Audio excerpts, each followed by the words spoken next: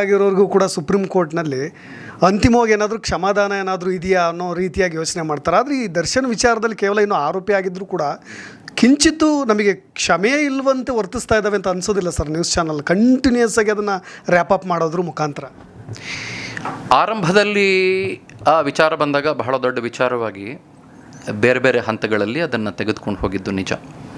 But ನಂತರದಲ್ಲಿ ಒಂದು ಹಂತಕ್ಕೆ ಬಂದಾಗ ಮತ್ತು ಅವರು ಜೈಲು ಪಾಲಾದ ನಂತರದಲ್ಲಿ ಚಾರ್ಜ್ ಶೀಟ್ ಬಂದ ನಂತರದಲ್ಲೂ ಕೂಡ it was kind of okay, ಹೌದಲ್ಲ, ಇಷ್ಟೊಂದು ಭಾಳ ಬ್ರೂಟಲ್ ಆಗಿದೆಯಲ್ಲ ಅಂತ ಅನ್ನಿಸ್ತಾ ಇತ್ತು. ಬಟ್ ಆ ಚಾರ್ಜ್ ಶೀಟ್ನ ಸಂದರ್ಭದಲ್ಲಿ ನನಗೆ ಒಂದು ಮಾತು ಅನ್ನಿಸ್ತಾ ಇತ್ತು.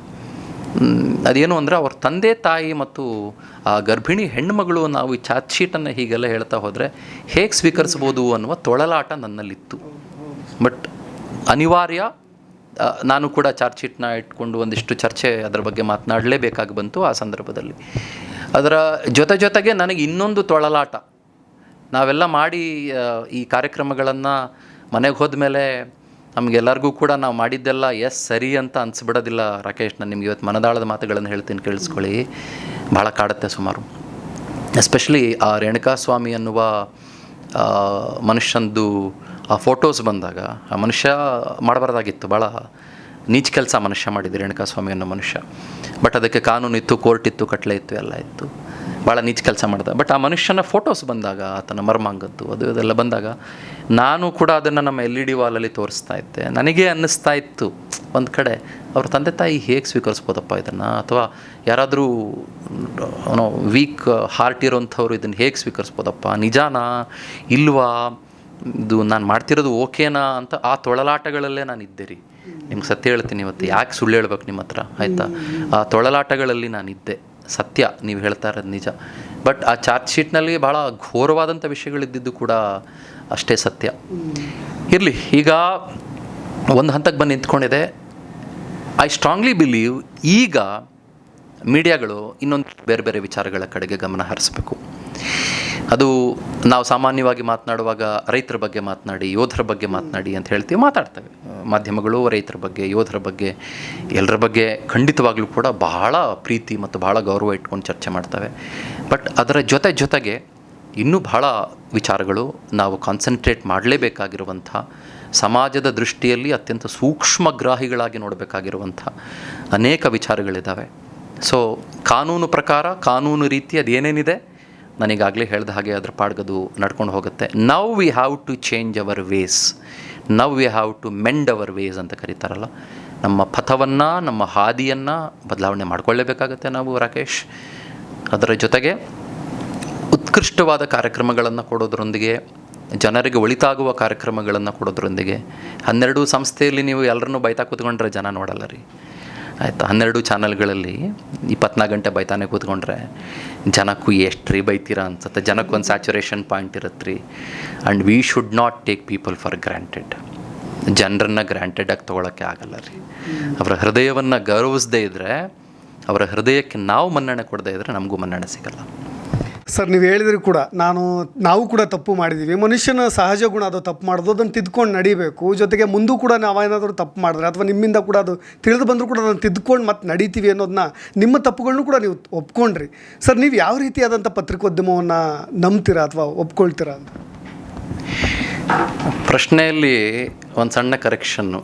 ತೊಂದರೆ ಆಗಿರೋದೇ ಇದು, ಪತ್ರಿಕೋದ್ಯಮ ಆಗಿದೆ, ಅದು ಉದ್ಯಮ ಆಗಿಬಿಟ್ಟಿದೆ. ಉದ್ಯಮ ಅಂತಂದಾಗ ಬೇರೆ ಬೇರೆ ಏನೇನೋ ಬಂದ್ಬಿಡುತ್ತೆ, ಬಿಸ್ನೆಸ್ ಆಗಿಬಿಡುತ್ತೆ ಅದು. ನಾವು ಸರ್ವಿಸ್ ಮೈಂಡೆಡ್ ಅನ್ನೋರು ಪತ್ರಿಕಾ ರಂಗ ಅಂತ ಅನ್ಬೇಕು. ಆವಾಗ ನಮಗೆ ಪತ್ರಿಕಾ ರಂಗದಲ್ಲಿ ಒಂದು ಮಾನವೀಯತೆಯ ಬಹಳ ತಳಸ್ಪರ್ಶಿ ಭಾವನೆ ಇರುತ್ತೆ. ನಾನು ನಂಬುವ ಪತ್ರಿಕಾ ರಂಗ ಅಥವಾ ಜರ್ನಲಿಸಮ್ ಅಂತಂದರೆ, journalism with A human touch, ಒಂದು ಮಾನವೀಯ ಸ್ಪರ್ಶ ಉಳ್ಳಂಥ ಪತ್ರಿಕಾ ರಂಗ. ಒಂದಿಷ್ಟು ಜನಕ್ಕೆ ನಾವು ಬೆಳಕಾಗಬಲ್ಲಂಥ, ಸಾವಿರಾರು ಜನಕ್ಕೆ, ಲಕ್ಷಾಂತರ ಜನಕ್ಕೆ ನಾವೇನಾದರೂ ನಮ್ಮಿಂದ ಸಾಧ್ಯವಾದಷ್ಟು ಬೆಳಕು ತೋರಿಸಬಲ್ಲಂಥ ಅಥವಾ ಅವರ ಬದುಕಿಗೆ ನೆರವಾಗಬಲ್ಲಂಥ ಪತ್ರಿಕಾ ರಂಗ, ಮತ್ತು ಜನರ ಹೃದಯವನ್ನು ಮುಟ್ಟಬಹುದಾದಂಥ ಕಾರ್ಯಕ್ರಮಗಳನ್ನು ಮಾಡುವ, ನಾವು ಯಾರ್ದಾದರೂ ಒಂದಿಷ್ಟು ಸಮುದಾಯದ ಬದುಕನ್ನು ಅಥವಾ ಜನರ ಬದುಕನ್ನು ಅಥವಾ ಒಂದು ಕುಟುಂಬದ ಬದುಕನ್ನು ನಾವು ಬದಲಾಯಿಸುವ ಪತ್ರಿಕಾ ರಂಗ ಏನಿದೆ ಅದು ಭಾಳ ಭಾಳ ಭಾಳ ಭಾಳ ಖುಷಿ ಕೊಡುತ್ತೆ ಮತ್ತು ಆತ್ಮತೃಪ್ತಿ. ನಾವು ಪತ್ರಿಕಾ ರಂಗಕ್ಕೆ ನಾವೆಲ್ಲ ಬಂದಿದ್ದು ಭಾಳ ದೊಡ್ಡ ಹೋರಾಟ ಮಾಡಿಕೊಂಡು, ಮನೆಯಲ್ಲೆಲ್ಲ ಗಲಾಟೆ ಮಾಡ್ಕೊಂಡು ಇಲ್ಲಿ ಬರಲೇಬೇಕು ನಾವು ಅಂತೆಲ್ಲ ಅಂದ್ಕೊಂಡು, ಒಂದಿಷ್ಟು ಜನಕ್ಕೆ ಸಹಾಯ ಮಾಡಬೇಕು ಅಂದ್ಕೊಂಡು. ನೋಡಿ, ನಾನು ಯಾವಾಗಲೂ ಹೇಳ್ತೀನಿ, ಇನ್ಫ್ಲೂಯೆನ್ಸ್ ಅನ್ನೋದು ಬದುಕಿನಲ್ಲಿ ಬಹಳ ಜನಕ್ಕೆ ಬರುತ್ತೆ.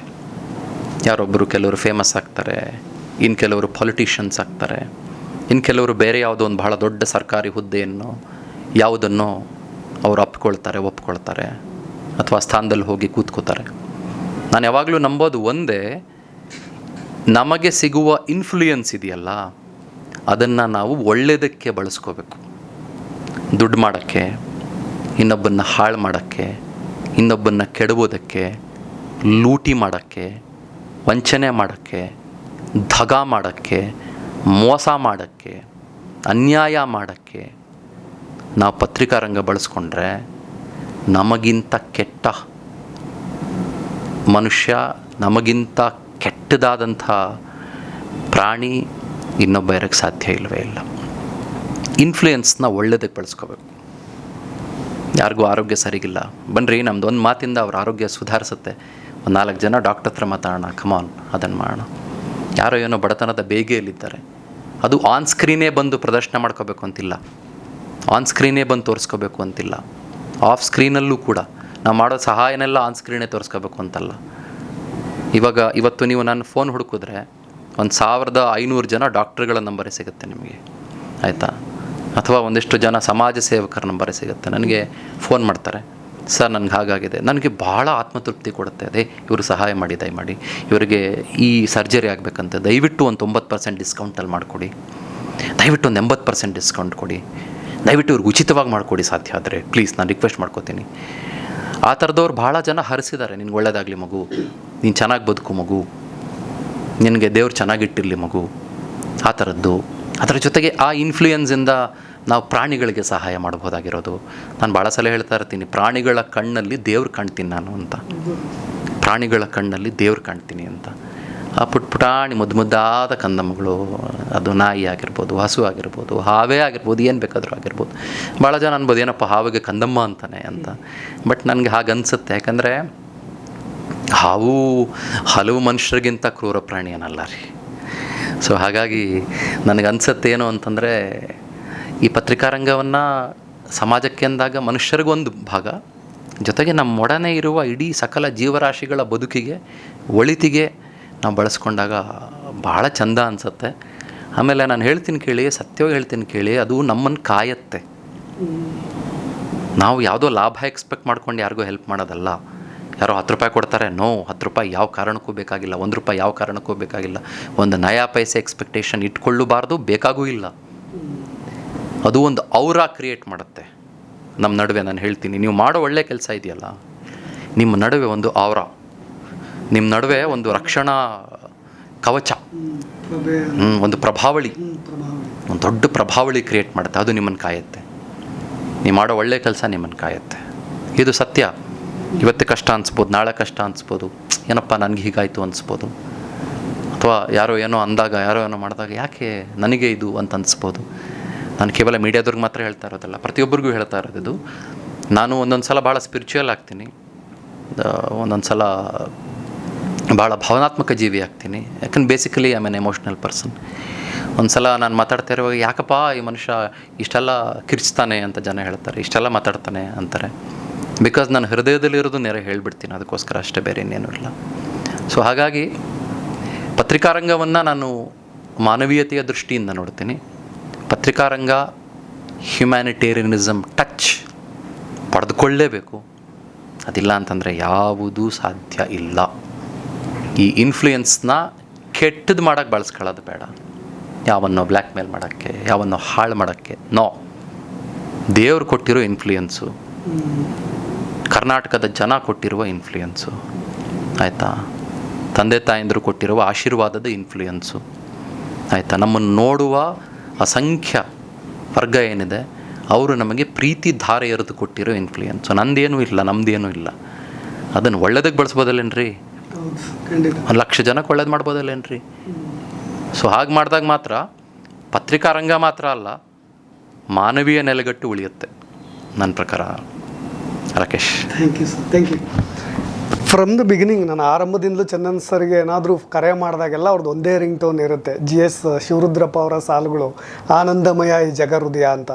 ಏನಾದರೂ ಏನೋ ಕಷ್ಟಗಳು ಅಂತ ಏನಾದರೂ ಅವ್ರ ಹತ್ರ ಚರ್ಚೆ ಮಾಡಬೇಕಾದ್ರೆ ಅವ್ರು ಹೇಳ್ತಾ ಇರ್ತಿದ್ರು ನನಗೆ ಯಾವಾಗಲೂ ಕೂಡ, ಹೃದಯ ಅನ್ನೋದು ಒಂದು ಅಮೃತದ ಹಣ್ಣಿನಂತ ನಾವು ಜೋಪಾನ ಮಾಡಬೇಕು, ಎಲ್ಲರೂ ಕೂಡ ಅದೇ ರೀತಿಯಾಗಿ ನೋಡಬೇಕು ಅಂತ.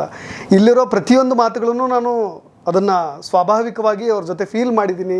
ಅವ್ರ ಪ್ರಾಣಿಗಳ ಮೇಲಿರ್ತಕ್ಕಂಥ ಮಮತೆ ಪ್ರೀತಿಯನ್ನು ಕಣ್ಣಾರೆ ಕಂಡಿದ್ದೀನಿ. ಪತ್ರಿಕಾ ರಂಗ ಅನ್ನೋದು ಏನು ಅನ್ನೋದನ್ನ ಅವರಿಂದ ನಾವು ಕೂಡ ಕಲ್ತಿದ್ದೀವಿ. ಹಾಗಾಗಿ ಈಗಿರ್ತಕ್ಕಂಥ ಪತ್ರಿಕೆ ಅನ್ನೋದು ಉದ್ಯಮ ಆಗಿದೆ ಅನ್ನೋದ್ರ ವಿಚಾರವಾಗಿ ಅವರು ಸಂಪೂರ್ಣವಾಗಿ ದರ್ಶನ್ ಕೇಸನ್ನು ಹಿಡ್ಕೊಂಡು, ಜೊತೆಗೆ ಮಾಧ್ಯಮಗಳು ತೋರಿಸ್ತಾ ಇರ್ತಕ್ಕಂಥ ರೀತಿಯನ್ನು ಇಟ್ಕೊಂಡು ಅವರು ಸಂಪೂರ್ಣವಾಗಿ ಸವಿಸ್ತಾರವಾಗಿ ವಿವರಿಸಿದ್ದಾರೆ. ಜೊತೆಗೆ ಜನರೊಂದಿಗಿನ ನಂಟು ಹೇಗಿದೆ, ನಮ್ಮ ಕರ್ತವ್ಯಗಳು ಹೇಗಿದೆ, ಜೊತೆಗೆ ಅದನ್ನು ನಾವು ಹೇಗೆ ಬಗೆಹರಿಸಬೇಕು ಅನ್ನೋದು ಕೂಡ ಅವ್ರ ಮಾತುಗಳ ಮುಖಾಂತರ ನಿಮ್ಮನ್ನು ತಲುಪಿದೆ ಅಂತ ಹೇಳ್ತೀನಿ. ಹಾಗಾಗಿ ಜನರು ಮತ್ತು ಪತ್ರಿಕೋದ್ಯಮ ಅಥವಾ ಪತ್ರಿಕಾ ರಂಗ ಇವೆರಡರ ನಡುವಿನ ನಂಟು ಹೀಗೆ ಉಳಿಬೇಕು ಅನ್ನೋದಷ್ಟೇ ಅವರ ಆಶಯ, ಈ ವಿಡಿಯೋದ ಮುಖಾಂತರ ನನ್ನ ಆಶಯ ಕೂಡ ಅಂತ ಹೇಳ್ತಾ, ಸರ್ ನಿಮ್ಮ ಅಮೂಲ್ಯವಾದ ಸಮಯ ನೀಡಿದ್ದಕ್ಕೆ ಧನ್ಯವಾದ ಸರ್.